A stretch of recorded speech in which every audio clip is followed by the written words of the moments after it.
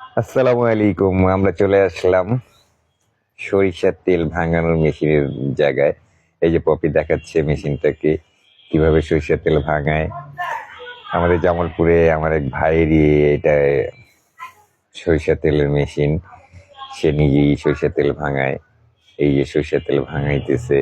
এই সরিষার এটাকে খোল বলে। এই খোলগুলো গরু খায়। এই যে খোলগুলো পড়তেছে এক সাইড দিয়ে, এই যে খোলগুলো পড়তেছে, আরেক সাইড দিয়ে সরিষার তেল পড়তেছে, একবার ফ্রেশ সরিষার তেল ভাঙায় পড়তেছে। চোখের সামনে আমরা দেখতেছি কিভাবে সরিষার তেল ভাঙানো হয়। খুব ভালো লাগতেছে।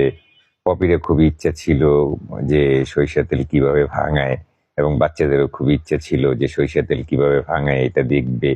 কারণ আমি বেশিরভাগ জামালপুরে যেতাম, যে সরিষার তেল নিয়ে আসতাম কিংবা অন্য কাউকে দিয়ে নিয়ে আসতাম।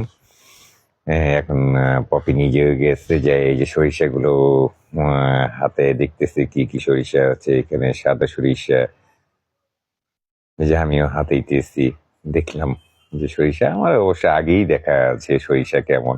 ওরা তো আসলে গ্রামের দিকে কম যায়, সেই জন্য এতটা চিনে না যে কোনটা কেমন সরিষা। এই যে ববি কথা বলতেছে, এই যে আমি কালো সরিষাগুলি ধরলাম, আবার অনেকে ভিডিও স্ন্যাপও নিচ্ছে, ভিডিও করতেছে।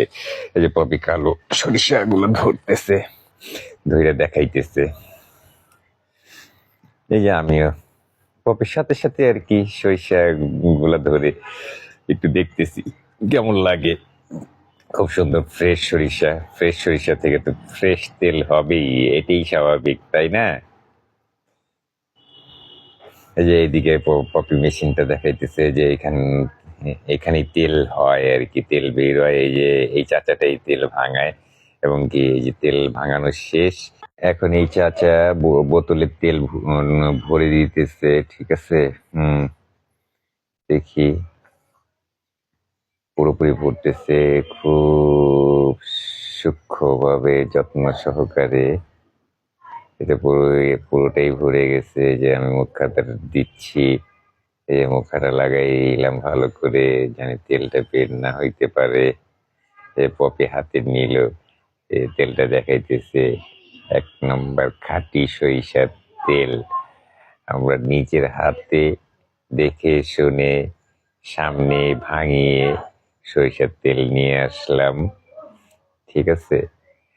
এই যে হাতে নিয়ে পপি দেখতেছে, এবং কি খুব খুশি হয়েছে যে ও নিজে দেখে তেলটা নিয়ে আসতে পারতেছে। এর থেকে আনন্দ, এর থেকে খুশি আর কি হতে পারে।